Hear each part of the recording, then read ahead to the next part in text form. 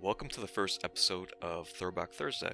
I actually really did want to make this for a while since I've never actually shown off my past work. It's not that many people, and when I post them online, they would never get that many views, but now I actually want to create this archive of all my past mocks I've created for the past 15 years. So this is a quick rundown of my past mock creations. Since I've been 6 years old, I first got into LEGO by my dad purchasing Bionicle for me. After a while, I kind of lost my ambition for Bionicle and switched to the LEGO system, ordinary brick connections like that. I've never really been into anything else besides LEGO Star Wars. Ever since I was very little, I always found a fascination with the ability to create anything from a certain universe, but in your own style, which really resonated with me. So since 2006, I received my first Star Wars set, which was, I think, the Republic V-Wing. At least it's currently the oldest one I have, alongside with the Y-Wing, released in 2007. But ever since then, I've always had a fascination with LEGO Star Wars, and I've been collecting ever since. And I've always been afraid to make certain creations not knowing how many parts I'll need for the whole thing. But now it's just it doesn't matter. I don't have that much time to design, so just use whatever bricks you have. So that's a quick rundown of what I've done. So pretty much this first episode, I want to go over a mock, not just one mock, a few mocks actually, that goes into depth about my thought process, what I've decided to do. Some of you may not find this interesting, but it's more for me because I want to document what my thought process was currently at my current state right now about things I created 10 plus years ago. So let's get into this. I would say this mock is roughly finished Saturday, October 17th, 2015.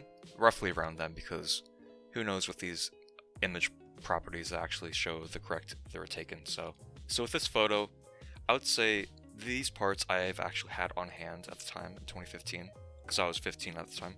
I never really ordered things on Bricklink because I just didn't have the money.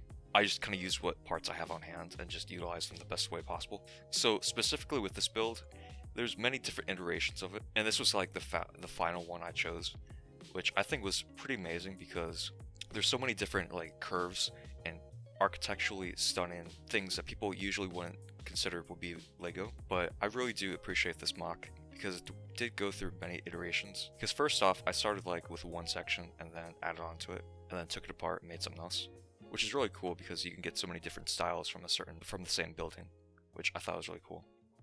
Which, this is the age I really want to get into more modern architecture than LEGO Star Wars, but this can be considered a LEGO Star Wars building because it's very angular and the attributes of what one would consider a LEGO Star Wars building. So the next photo shows off the side of it, which I think does do a good representation what I want to go for, because if I remember correctly, this was supposed to be a government building or something. That's why it's more archaic looking, pronounced in the front, and the sides are kind of replicated. And on the top, I use a 1x2 trans-clear pieces to signify maybe solar panels, so they're efficient with technology.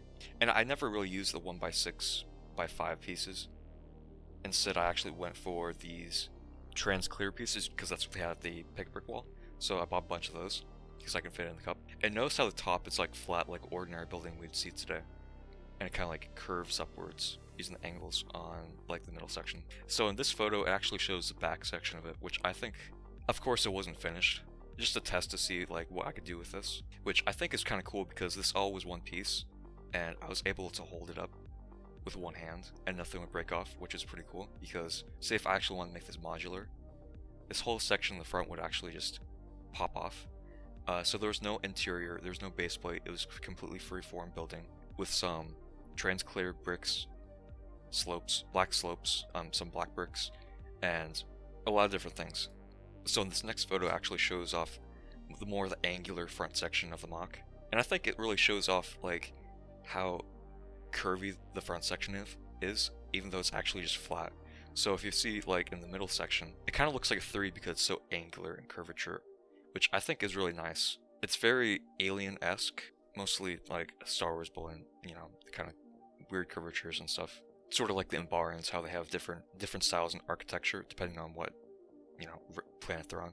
So this next photo actually shows off the top of it, which is pretty great because I use these or 8x8 plate pieces that actually show off the interior of it. So it's like a grate kind of looking piece at the very top.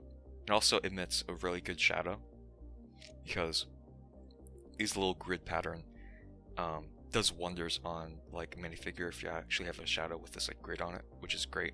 So that's the top of it. So this photo is actually showing off the more angular support beams on the side. It's more of a test to see what I can do, just not have a blank wall. So it's really important just not to have a blank wall anywhere in a mock because it's so boring. So that's what kind of shows off just the angular structure of it. And since it actually does this, it does give the bottom more rigidity and structure that actually, it's functional. So, and here's a more edited photo of what I just showed you, showing off the different angles and design of it on the sides. And this is kind of a wild photo. It's so bizarre looking. It's actually just a panoramic view of it, so it kind of makes it look more angled. I do appreciate this photo. I kind of forgot about it. And this is the front section. Just more photos showing off the angles and design. Oh, and this is a great photo. So I actually do appreciate the versatility of LEGO, how you're able to take it apart. So this is actually the remnants of that build. And it's crazy because it took a while to build, maybe like a few weeks, because I went through so many different iterations. And so here's actually the beginning of the first mock I showed you. So what I did was I created this and I placed it horizontally, so it's like an angled U-shaped on its side. And I thought this was designed to kind of look really cool. And here's like the top section of it.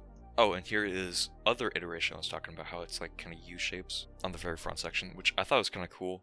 So I kind of messed around with this kind of look for a while. These curved bricks, you can actually curve the bricks on top of it, just put them at an angle so you get this curvature, which I've used many times, which you guys will see in later mocks.